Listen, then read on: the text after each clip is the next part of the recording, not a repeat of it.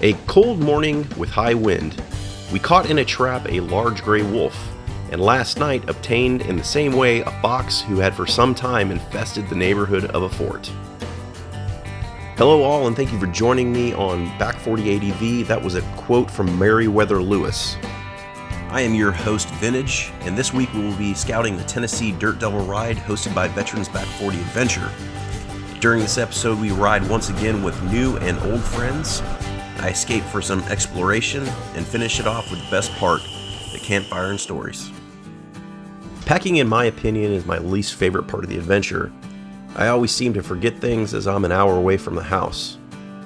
A friend that was joining me on the trip told me a great deal on a portable camp chair that he had just purchased from Walmart. I, of course, could not pass up that opportunity. After I gassed up, put the coordinates in the modern-day gadgets, we embarked towards the beautiful Natchez Parkway. With the parkway only being an hour away from my house, I find myself, way more often than not, going out to the trace. The Natchez Trace follows the old Natchez Trace, which was a corridor used by American Indian, European settlers, slave traders, soldiers, and future presidents. As stated previously, the spoken quote was by the founding explorer of the Northwest Passage, Meriwether Lewis. Unfortunately, Meriwether Lewis died at the age of 35 inside the Grinder House on October 11, 1809. There's many speculation on how Meriwether Lewis died, whether it be suicide or through political gain. I've passed an old historical phosphate mine off the trace many times, telling myself that I needed to check it out. With no immediate time constraints, now was the time.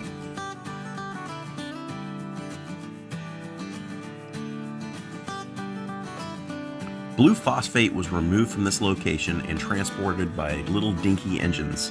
The phosphate ore, which was used in farming, was transported to nearby Gordonsburg, Tennessee.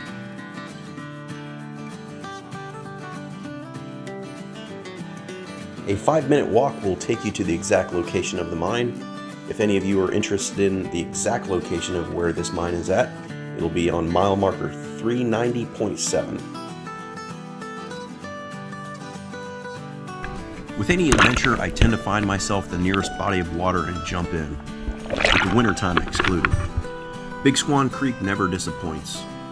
This is my third time camping at this location, and the locals are always kind and full of conversation. The water at the creek does not have the typical brown water that the South is known for.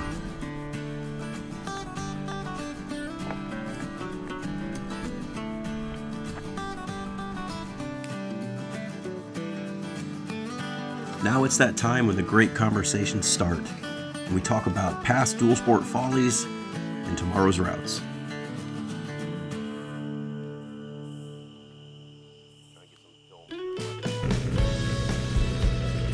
The day started off later than normal due to some riders asking for 5 more minutes to sleep. 5 minutes turned into an hour later than our normal start time. Nonetheless, the weather was nice and the humidity was in favorable conditions.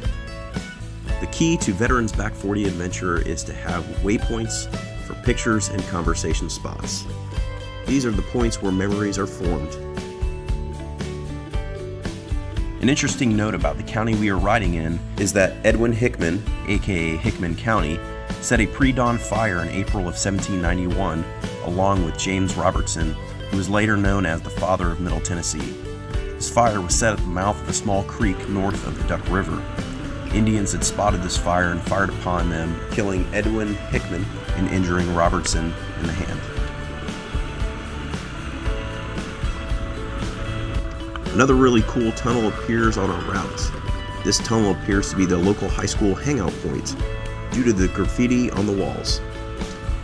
Most tunnels in this area are unreachable or off limits. I was quite surprised that this tunnel wasn't chained off.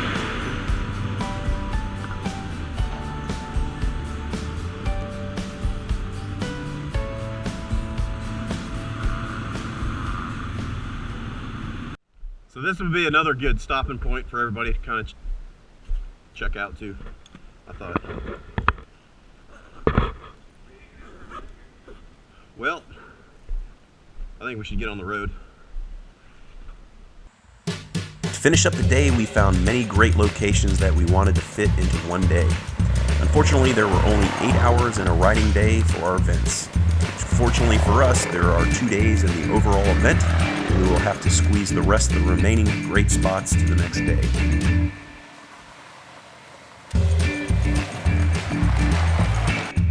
With rich Indian, colonial, and Civil War history, Middle Tennessee definitely has many gems that I am eager to find. I am very fortunate to be able to explore these areas and to share them with others. If you have any places that might interest me, please leave a comment. If you like what you see on my videos, please hit that subscribe button. Until next time, I hope to see you all on the next trail. Vintage out.